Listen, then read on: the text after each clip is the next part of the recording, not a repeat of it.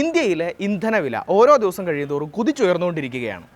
എന്നാൽ അതിനെ കുറയ്ക്കുന്നതിന് വേണ്ടിയിട്ട് ഗവൺമെൻറ്റുകൾക്ക് അതിൻ്റെ ടാക്സ് കട്ട് ചെയ്യാൻ സാധിക്കുന്നില്ല. അത് എന്തുകൊണ്ടാണ് എന്ന് ചോദിച്ചു കഴിഞ്ഞാൽ ഇതിന് മുൻപുണ്ടായിരുന്ന UPA ഗവൺമെൻറ് ഇഷ്യൂ ചെയ്തിട്ടുള്ള ചില ഓയിൽ ബോണ്ടുകളും അതുമായിട്ട് ബന്ധപ്പെട്ട് വന്നിട്ടുള്ള കടങ്ങളും മൂലം ഗവൺമെൻറ്റിന് ഒരിക്കലും അവരുടെ ടാക്സ് വെട്ടിക്കുറയ്ക്കാൻ സാധിക്കുകയില്ല എന്ന് നമ്മുടെ കേന്ദ്ര ധനമന്ത്രി ഈ അടുത്ത ഇടയ്ക്ക് പറയുകയുണ്ടായി. അപ്പോൾ എന്താണ് ഈ ഓയിൽ ബോണ്ട് എന്ന് പറഞ്ഞുകൊണ്ട് ഉദ്ദേശിച്ചിരിക്കുന്നത്? എങ്ങനെയാണ് ഇന്ത്യയിൽ ഓയിൽ ബോണ്ടുകൾ ഇഷ്യൂ ചെയ്യുകയും അതിൻ്റെ ഭാഗമായിട്ട് സർക്കാർ കടക്കണിയിലേക്ക് പോവുകയും ചെയ്തത്? ഇത്തരം കാര്യങ്ങളാണ് ഇന്നത്തെ വീഡിയോയിലൂടെ എക്സ്പ്ലെയിൻ ചെയ്യുന്നത്. നിങ്ങൾക്ക് ഈ ചാനലിലെ വീഡിയോസും ഇഷ്ടമാവുന്നുണ്ടെങ്കിൽ ചാനൽ സബ്സ്ക്രൈബ് ചെയ്യുകയും ബെല്ലൈക്കൺ എനേബിൾ ചെയ്യുകയും ചെയ്യുക. My name is Alex. What I do is explain. Welcome to അലക്സ്പ്ലെയിൻ.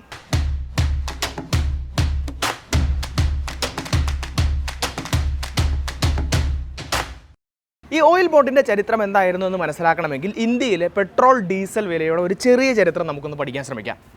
നമുക്കറിയാം 2010 മുൻപ് ഇന്ത്യയിലെ പെട്രോളും ഡീസലും ഗവൺമെൻറ്റിൻ്റെ വില നിയന്ത്രണത്തിൻ്റെ കീഴിലായിരുന്നു എന്ന് നമ്മൾ പലരും കേട്ടിട്ടുണ്ട്. അപ്പോൾ എന്തായിരുന്നു ഈ ഗവൺമെൻറ്റിൻ്റെ റെഗുലേഷൻ അല്ലെങ്കിൽ വില നിയന്ത്രണം എന്ന് പറഞ്ഞുകൊണ്ട് ഉദ്ദേശിച്ചിരിക്കുന്നത്? ഗവൺമെൻറ് എന്ത് ചെയ്യുമെന്ന് ചോദിച്ചു കഴിഞ്ഞാൽ പെട്രോളിൻ്റെയും ഡീസലിൻ്റെയും വിലയ്ക്ക് ഒരു അതിർത്തി നിശ്ചയിക്കുകയാണ്, ഒരു ലിമിറ്റ് നിശ്ചയിക്കുകയാണ്. ആ ലിമിറ്റിന് മുകളിലേക്ക് പെട്രോളിൻ്റെയും ഡീസലിൻ്റെയും വില പോകാൻ പാടില്ല എന്നാണ് ഗവൺമെൻറ് പറയുന്നത്. അപ്പോൾ നമുക്കറിയാം പെട്രോളിൻ്റെയും ഡീസലിൻ്റെയും വില നിയന്ത്രിക്കുന്നതിന് അതിന് അന്താരാഷ്ട്ര മാർക്കറ്റിലെ വിലയും ഷിപ്പിംഗ് ചാർജും ടാക്സും അങ്ങനെ ഒരുപാട് ഘടകങ്ങളുണ്ട് എന്ന് നമുക്കറിയാം. അപ്പോൾ നമുക്കൊരു ഉദാഹരണം നോക്കാം. ഗവൺമെൻറ് എണ്ണ കമ്പനികളോട് പറയുകയാണ് 1 ലിറ്റർ പെട്രോളിൻ്റെ വില 60 രൂപയ്ക്ക് മുകളിലേക്ക് പോകാൻ പാടില്ല എന്ന് പറയുകയാണ്. ഗവൺമെൻറ്റിൻ്റെ നിയന്ത്രണം വരികയാണ്. അപ്പോൾ എണ്ണ കമ്പനികൾ സർക്കാരിൻ്റെ അടുത്ത് പറയുകയാണ് 1 ലിറ്റർ പെട്രോൾ മാർക്കറ്റിൽ എത്തിക്കുന്നതിന് വേണ്ടിയിട്ട് ഞങ്ങൾക്ക് 70 രൂപയുടെ ചിലവുണ്ട്. അപ്പോൾ ഞങ്ങളെങ്ങനെയാണ് 60 രൂപയ്ക്ക് പെട്രോൾ വിൽക്കുന്നത് എന്ന് ഗവൺമെൻറ്റിനോട് ചോദിക്കുകയാണ്. അപ്പോൾ ഗവൺമെൻറ് പറയും നിങ്ങളിത് 60 രൂപയ്ക്ക് വിൽക്കുക, നിങ്ങൾക്ക് വരുന്ന നഷ്ടം ഗവൺമെൻറ് സബ്സിഡിയായി നിങ്ങൾക്ക് നൽകുന്നതാണ്. അതായത് 10 രൂപ 1 ലിറ്റർ പെട്രോൾ വിൽക്കുമ്പോൾ അവർക്ക് വരുന്ന 10 രൂപ എന്ന് പറഞ്ഞിട്ടുള്ള നഷ്ടം ഗവൺമെൻറ് സബ്സിഡിയായി ഈ എണ്ണ കമ്പനികൾക്ക് കൊടുക്കും. ഇങ്ങനെയാണ് 2010 മുൻപ് ഇന്ത്യയിൽ പെട്രോളിൻ്റെയും ഡീസലിൻ്റെയും വില നിയന്ത്രിക്കപ്പെട്ടുകൊണ്ടിരുന്നത്. അപ്പോൾ ആ ഒരു സാഹചര്യത്തിലാണ് 2008 ആഗോള സാമ്പത്തിക മാന്ദ്യം സംഭവിക്കുകയും എല്ലാ രാജ്യങ്ങളും ഫൈനാൻഷ്യലി അല്ലെങ്കിൽ എക്കോണമിക്കലി തകർന്നു പോയിക്കൊണ്ടിരിക്കുകയും ചെയ്യുന്ന ഒരു കാഴ്ച നമ്മൾ കണ്ടത്. ഏകദേശം അതേ കാലഘട്ടത്തിൽ തന്നെ നമ്മുടെ എണ്ണ ഉൽപ്പാദിപ്പിക്കുന്ന രാജ്യങ്ങളിലുണ്ടായ ചില പ്രശ്നങ്ങളുടെയൊക്കെ ഭാഗമായിട്ട് എണ്ണ ഉൽപ്പാദനം ഭയങ്കരമായിട്ട് കുറയുകയും അന്താരാഷ്ട്ര വിപണിയിൽ എണ്ണയുടെ വില, അതായത് ക്രൂഡ് ഓയിലിന് ഒരു ബാരലിന് $140 വരെ വില വർദ്ധിച്ചു പോവുകയും ചെയ്യുന്നത് നമുക്ക് കാണാൻ സാധിക്കുമായിരുന്നു. ഇങ്ങനെ വില വർദ്ധിച്ച സാഹചര്യത്തിൽ നമ്മുടെ ഗവൺമെൻറ്, അപ്പോഴും ഇന്ത്യയിലൊക്കെ ഈ പറഞ്ഞിട്ടുള്ള രീതിയിൽ പ്രൈസ് റെഗുലേഷൻ, വില നിയന്ത്രണം ഉണ്ടായിരുന്നു. ഗവൺമെൻറ്റിന് എണ്ണ കമ്പനികൾക്ക് സബ്സിഡികൾ കൊടുക്കാൻ സാധിക്കാത്ത ഒരവസ്ഥ വരുന്നത്. കാരണം ഗവൺമെൻറ് കയ്യിൽ പൈസയില്ല, എണ്ണയുടെ വിലയാണെങ്കിൽ ഭയങ്കരമായിട്ട് ഉയർന്നു നിൽക്കുന്നു.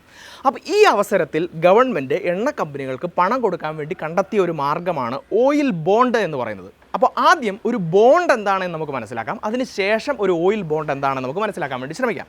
ഗവൺമെൻറ് പബ്ലിക്കിൽ നിന്നും കടമെടുക്കുന്നതിന് വേണ്ടിയിട്ടുള്ള ഒരു ഉപാധിയാണ് ഈ പറഞ്ഞിട്ടുള്ള ബോണ്ടുകൾ എന്ന് പറയുന്നത്. അപ്പോൾ നമ്മുടെ ഗവൺമെൻറ്റിന് ഒരുപാട് പണത്തിൻ്റെ ആവശ്യമുണ്ട്. അപ്പോൾ ഗവൺമെൻറ്റിന് പണത്തിൻ്റെ ആവശ്യം വരുമ്പോൾ വേണമെങ്കിൽ ബാങ്കുകളിൽ നിന്ന് പോയി, നമ്മൾ സാധാരണ കടമെടുക്കുന്നത് പോലെ തന്നെ ബാങ്കുകളിൽ നിന്ന് പോയി കടമെടുക്കാനുള്ള സാഹചര്യമുണ്ട്.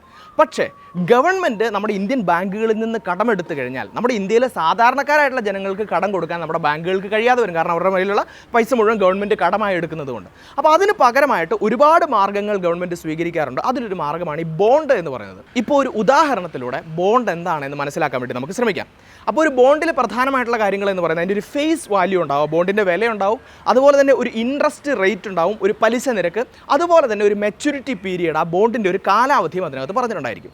ഇപ്പോൾ ഒരു ഉദാഹരണം നോക്കുകയാണെങ്കിൽ 1000 രൂപ വിലയുള്ള ഒരു ബോണ്ട്, 1000 രൂപ ഫേസ് വാല്യൂ ഉള്ള ഒരു ബോണ്ട് ഗവൺമെൻറ് 5% പലിശയിൽ 10 വർഷത്തേക്കായിട്ട് ഇഷ്യൂ ചെയ്യുന്നു എന്ന് വിചാരിക്കാം. അപ്പോൾ നമ്മൾ എന്ത് ചെയ്യും? നമ്മൾ 1000 രൂപ കൊടുത്ത് ഗവൺമെൻറ്റിൻ്റെ കയ്യിൽ നിന്നും ഈ ബോണ്ട് വാങ്ങിക്കുന്നു. ഓരോ വർഷവും കഴിയുമ്പോൾ ഗവൺമെൻറ് 50 രൂപ പലിശ ഇനത്തിൽ നമുക്ക് തന്നുകൊണ്ടിരിക്കും. കാരണം 5% ഇതിൻ്റെ പലിശ എന്ന് പറയുന്നത്. അങ്ങനെ വരുന്ന 10 വർഷത്തേക്ക് നമുക്ക് 50 രൂപ വീതം പലിശ കിട്ടുന്നു. മാത്രമല്ല 10 വർഷം കഴിയുമ്പോൾ ആ ബോണ്ടിൻ്റെ മെച്യൂരിറ്റി പീരീഡ് എത്തി കഴിയുമ്പോൾ ഗവൺമെൻറ് നമുക്ക് 1000 രൂപ തന്ന ആ ബോണ്ട് നമ്മുടെ കയ്യിൽ നിന്ന് തിരിച്ചു വാങ്ങിക്കുകയും ചെയ്യുന്നു. അപ്പോൾ ഇങ്ങനെയാണ് ഒരു ബോണ്ട് വർക്ക് ചെയ്യുന്നത് എന്നുള്ള കാര്യം മനസ്സിലാക്കുക. ഇങ്ങനെ തന്നെ ആവണം നിർബന്ധമില്ല, പല രീതിയിൽ വർക്ക് ചെയ്യുന്ന ബോണ്ടുകളുണ്ട്. ഇതാണ് സിമ്പിളായിട്ട് നമുക്ക് മനസ്സിലാക്കാൻ പറ്റുന്ന ഒരു ഉദാഹരണം എന്നുള്ളത് കൊണ്ടാണ് ഞാൻ ഈ രീതി പറഞ്ഞു തന്നത്. ഇതാണ് ബോണ്ടുകൾ എന്ന് പറയുന്നത്. അപ്പോൾ പല ആവശ്യങ്ങൾക്ക് വേണ്ടിയിട്ട് ഗവൺമെൻറ് ബോണ്ടുകൾ ഇഷ്യൂ ചെയ്യാറുണ്ട്. അഗ്രികൾച്ചർ ആയിട്ടുള്ള ആവശ്യത്തിന് വേണ്ടിയിട്ടും ഫ്യൂവലിൻ്റെ ആവശ്യത്തിന് വേണ്ടിയിട്ടും ഒക്കെ ബോണ്ടുകൾ ഇഷ്യൂ ചെയ്യാറുണ്ട്. ഞാൻ നേരത്തെ പറഞ്ഞതുപോലെ അന്താരാഷ്ട്ര മാർക്കറ്റിൽ എണ്ണയുടെ വില ഭയങ്കരമായിട്ട് കൂടുകയും ലോകത്തിലെ രാജ്യങ്ങളെല്ലാം സാമ്പത്തിക മാന്ദ്യത്തിലേക്ക് പോയി കഴിഞ്ഞപ്പോൾ നമ്മുടെ ഗവൺമെൻറ് ഓയിൽ ബോണ്ട്സ് ഇഷ്യൂ ചെയ്യാൻ തുടങ്ങി. ഓയിൽ ബോണ്ട് എന്ന് പറഞ്ഞു കഴിഞ്ഞാൽ ഞാൻ പറഞ്ഞു എണ്ണ കമ്പനികൾക്ക് അവരുടെ നഷ്ടം കോമ്പൻസേറ്റ് ചെയ്യുന്നതിന് വേണ്ടിയിട്ട് ഗവൺമെൻറ് സബ്സിഡി അല്ലെങ്കിൽ പൈസ കൊടുക്കുമായിരുന്നു എന്ന് പറഞ്ഞു. അപ്പോൾ ഗവൺമെൻറ് എണ്ണ കമ്പനികൾക്ക് പണം കൊടുക്കുന്നതിന് പകരം ഇത്തരത്തിലുള്ള ബോണ്ടുകൾ കൊടുക്കാൻ തുടങ്ങി. അപ്പോൾ നിലവിൽ റെഡി ക്യാഷ് ഇല്ല ഗവൺമെൻറ്റിൻ്റെ കയ്യിൽ. അതുകൊണ്ട് ഇപ്പോൾ ബോണ്ട് നൽകുന്നു, വർഷാവർഷം എണ്ണ കമ്പനികൾക്ക് അതിൻ്റെ പലിശ കൊടുക്കുന്നു. ആ ബോണ്ടിൻ്റെ മെച്യൂരിറ്റി പീരീഡ് കഴിയുമ്പോൾ ആ ബോണ്ടിൽ എത്ര തുകയാണോ പറഞ്ഞിരിക്കുന്നത് ആ തുക ഈ എണ്ണ കമ്പനികൾക്ക് നൽകുന്നു. അപ്പോൾ അവർക്കൊരു ലാഭവും കൂടെ കിട്ടും. നമുക്ക് കാണാം, റെഡിമെയ്ഡ് ആയിട്ട് ക്യാഷ് കിട്ടുന്നില്ല എന്നേ ഉള്ളൂ. അപ്പോൾ ഈ അടിസ്ഥാനത്തിലാണ് ഇന്ത്യയിലെ ഗവൺമെൻറ്റുകൾ ഈ പറഞ്ഞിട്ടുള്ള രീതിയിൽ ഓയിൽ ബോണ്ടുകൾ ഇഷ്യൂ ചെയ്യാൻ തുടങ്ങിയത്.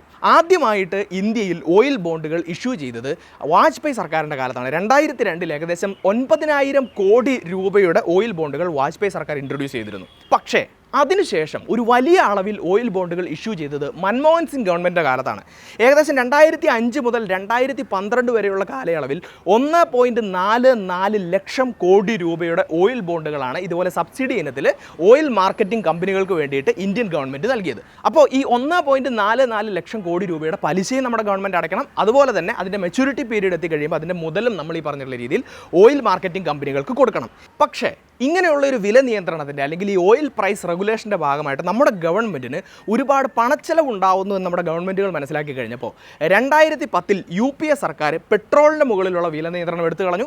അതുപോലെ തന്നെ 2014 NDA സർക്കാർ ഡീസലിൻ്റെ മുകളിലുള്ള വില നിയന്ത്രണം എടുത്തു കളയുകയും ഇന്ത്യയിലെ എണ്ണ വിലയിൽ സർക്കാരിനുണ്ടായിരുന്ന ആ ഒരു നിയന്ത്രണം നഷ്ടമാകുകയും വില നിയന്ത്രിക്കുന്നതിനുള്ള അധികാരം എണ്ണ കമ്പനികളിലേക്ക് എത്തുകയും ചെയ്തു എന്നുള്ള വാർത്തകളൊക്കെ നമ്മൾ കേട്ടിട്ടുണ്ട്. അപ്പോൾ എന്തിനാണ് ഈ ഡീ റെഗുലേഷൻ അല്ലെങ്കിൽ ഈ വില നിയന്ത്രണം എടുത്തു കളഞ്ഞത് എന്ന് ചോദിച്ചു കഴിഞ്ഞാൽ ഞാൻ നേരത്തെ പറഞ്ഞതുപോലെ ഗവൺമെൻറ്റിൻ്റെ ആ ഒരു അധിക സാമ്പത്തിക ഭാരം ഇല്ലാതാക്കുക എന്നുള്ളത് തന്നെയായിരുന്നു ഏറ്റവും അടിസ്ഥാനപരമായിട്ടുള്ള കാരണമെന്ന് പറയുന്നത്.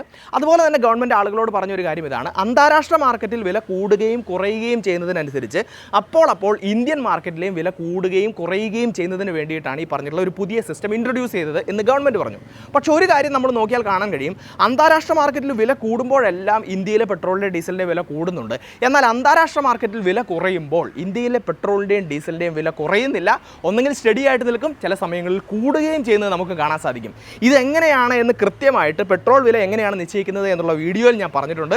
സോ ആ വീഡിയോ കാണാത്തവർക്ക് വേണ്ടി ഞാൻ ഇവിടെ ലിങ്ക് കൊടുക്കുന്നുണ്ട്, നിങ്ങൾ ആ വീഡിയോ കാണുക. കാരണം ആ വീഡിയോയിൽ പറയുന്ന ചില കാര്യങ്ങളൊക്കെ ഈ വീഡിയോയുടെ അവസാനം നമ്മൾ ലിങ്ക് ചെയ്യാൻ ശ്രമിക്കുന്നുണ്ട് എന്നുള്ളതുകൊണ്ട്. സോ നമുക്ക് നമ്മുടെ കഥയിലേക്ക് തിരിച്ചു വരാം. 1.44 ലക്ഷം കോടി രൂപയുടെ ഓയിൽ ബോണ്ടുകൾ ഗവൺമെൻറ് ഇഷ്യൂ ചെയ്തിട്ടുണ്ടായിരുന്നു എന്ന് ഞാൻ പറഞ്ഞു. 2014 ഒന്നാമത്തെ NDA സർക്കാർ അധികാരത്തിൽ വരുമ്പോൾ അതിൽ 1.35 ലക്ഷം കോടി രൂപയുടെ ഓയിൽ ബോണ്ടുകൾ അപ്പോഴും ബാക്കിയുണ്ടായിരുന്നു. അങ്ങനെ നമ്മുടെ NDA സർക്കാർ ആദ്യ വർഷം മുതൽ ഈ ഓയിൽ ബോണ്ടുകളുടെ പലിശ കൊടുക്കാൻ തുടങ്ങി. ഏകദേശം വർഷം 10,000 കോടി രൂപയുടെ അടുത്താണ് ഈ ഓയിൽ ബോണ്ടുകളുടെ പലിശ വരുന്നത്.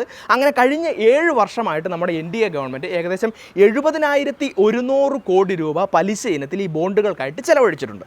ഈ ബോണ്ടുകളിൽ പലതും ഇനി വരുന്ന വർഷം മെച്യൂർ ആവാൻ പോവുകയാണ്. ബോണ്ട് മെച്യൂർ ആയാൽ എന്താണ് പ്രശ്നമെന്ന് ഞാൻ പറഞ്ഞു. ആ ബോണ്ടിൻ്റെ പലിശ മാത്രമല്ല അതിൻ്റെ ആ പ്രിൻസിപ്പൽ എമൗണ്ട് നമ്മൾ ഈ കമ്പനികൾക്ക് കൊടുക്കണം. അങ്ങനെ നമ്മൾ നോക്കുകയാണെങ്കിൽ നമ്മുടെ ഗവൺമെൻറ് തന്നെ പുറത്തുവിട്ടിട്ടുള്ള ഡേറ്റയെ അടിസ്ഥാനമാക്കി പരിശോധിക്കുമ്പോൾ 2023-24 31,100 കോടി രൂപയും 24-25 52,800 കോടി രൂപയും 25-26 36,900 കോടി രൂപയുമാണ് ഈ പലിശ ഇനത്തിൽ അതുപോലെ തന്നെ മുതലിൻ്റെ ഭാഗമായിട്ടും അടച്ചു തീർക്കേണ്ടത്. 2025-26 ആകുമ്പോൾ ഇതിനകത്ത് എല്ലാ ബോണ്ടുകളും മെച്യൂർ ആവുകയും ഗവൺമെൻറ് മുഴുവൻ പണവും കൊടുത്തു തീർക്കുകയും ചെയ്യും. അപ്പോൾ ഒരു കാര്യം മനസ്സിലാക്കുക, നമ്മുടെ ധനമന്ത്രി പറഞ്ഞ കാര്യം ശരിയാണ്. പെട്രോൾ വിലയൊക്കെ ആയിട്ട് ബന്ധപ്പെട്ടിട്ട് കഴിഞ്ഞ സർക്കാരുകളുടെ കാലത്ത് ഇഷ്യൂ ചെയ്തിട്ടുള്ള ബോണ്ടുകളുടെ പലിശയും മുതലുമെല്ലാം ഈ സർക്കാരാണ് അടച്ചു തീർക്കേണ്ടത്. ഒരു അധിക സാമ്പത്തിക ബാധ്യത ഇപ്പോഴത്തെ സർക്കാരിൻ്റെ മുകളിലുണ്ട്. അപ്പോൾ ഒരു കാര്യം മനസ്സിലാക്കുക, നമ്മുടെ ഗവൺമെൻറ്റിന് ഈ പെട്രോൾ ഡീസൽ വിൽപ്പനയുടെ ഭാഗമായിട്ട് എത്രത്തോളം ടാക്സ് കിട്ടുന്നുണ്ട് എന്നുള്ള കാര്യം നമ്മൾ മനസ്സിലാക്കണം. ഗവൺമെൻറ്റിൻ്റെ വരുമാനം എത്രയാണ് എന്നുകൂടി നമ്മൾ മനസ്സിലാക്കണം. ഇപ്പോൾ നമ്മൾ നോക്കുകയാണെങ്കിൽ 2020-21 വർഷത്തിൽ ഇന്ത്യയിലെ ഇന്ധന വ്യാപാരത്തിൻ്റെ ഭാഗമായിട്ട് നമ്മുടെ ഗവൺമെൻറ്റിന് കിട്ടിയിട്ടുള്ള ടാക്സ് റവന്യൂ എന്ന് പറയുന്നത്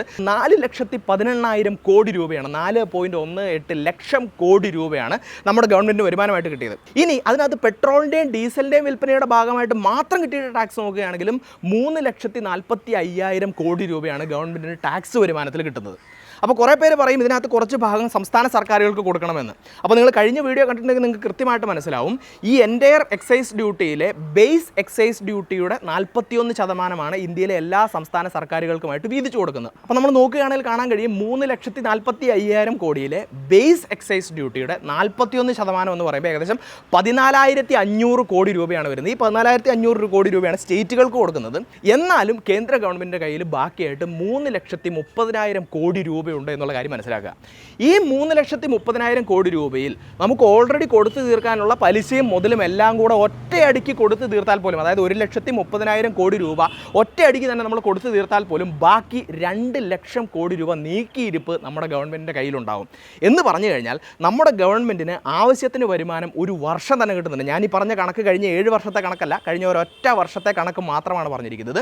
അപ്പോൾ ഒരു വർഷത്തെ നികുതി വരുമാനത്തിൽ ഗവൺമെൻറ് സംസ്ഥാന സർക്കാരുകൾക്കുള്ള വിഹിതവും കൊടുത്തു കഴിഞ്ഞതിന് ശേഷം ബാക്കി വരുന്ന തുകയുടെ പകുതി പോലും ഈ പറഞ്ഞിട്ടുള്ള രീതിയിൽ മുഴുവൻ പലിശയുടെയും മുതലിൻ്റെയും ഭാഗമായി കൊടുത്തു തീർക്കേണ്ടി വരുന്നില്ല എന്നുള്ള കാര്യം മനസ്സിലാക്കുക. അതുകൊണ്ട് തന്നെ ഈ പെട്രോളിൻ്റെയും ഡീസലിൻ്റെയും മുകളിലുള്ള ടാക്സ് ഒക്കെ ഗവൺമെൻറ് കുറച്ച് കട്ട് ചെയ്താലും ഒരുപാട് സാമ്പത്തിക ഭാരത്തിലേക്കൊന്നും ഗവൺമെൻറ് പോകുകയില്ല എന്നുള്ള കാര്യം മനസ്സിലാക്കുക. അതുപോലെ തന്നെ ഒരു കാര്യം മനസ്സിലാക്കുക, ഈ ബോണ്ടുകൾ ഇഷ്യൂ ചെയ്യുക എന്ന് പറയുന്നത് എല്ലാ ഗവൺമെൻറ്റുകളും ചെയ്യുന്ന കാര്യമാണ്. വരുന്ന ഗവൺമെൻറ്റിന് പണി കൊടുക്കുന്നതിന് വേണ്ടി ഏതെങ്കിലും ഗവൺമെൻറ് കരുതി കൂട്ടി ചെയ്യുന്ന ഒരു സാധനമല്ല ഈ ബോണ്ട് എന്ന് പറയുന്നത്. ഇപ്പം നിലവിലുള്ള NDA സർക്കാരിൻ്റെ കാര്യം തന്നെ നോക്കുകയാണെങ്കിൽ 2018-19 കാലഘട്ടത്തിൽ ഇന്ത്യയിലെ ബാങ്കുകൾ ഒരുപാട് പ്രശ്നം നേരിടുകയും അവർക്ക് ക്യാപിറ്റലിൻ്റെ ഭാഗമായിട്ട് പണമില്ലാതെ വരികയൊക്കെ ചെയ്ത സാഹചര്യത്തിൽ ഇന്ത്യൻ ബാങ്കുകളെ റീക്യാപിറ്റലൈസ് ചെയ്യുന്നതിന് വേണ്ടി, അല്ലെങ്കിൽ ഇന്ത്യൻ ബാങ്കുകളെ പണം കൊടുത്ത് സഹായിക്കുന്നതിന് വേണ്ടി ഏകദേശം 1.3 ലക്ഷം കോടി രൂപയുടെ ബോണ്ടുകൾ നമ്മുടെ നിലവിലുള്ള സർക്കാർ ഇഷ്യൂ ചെയ്തിട്ടുണ്ട് എന്ന് മനസ്സിലാക്കുക.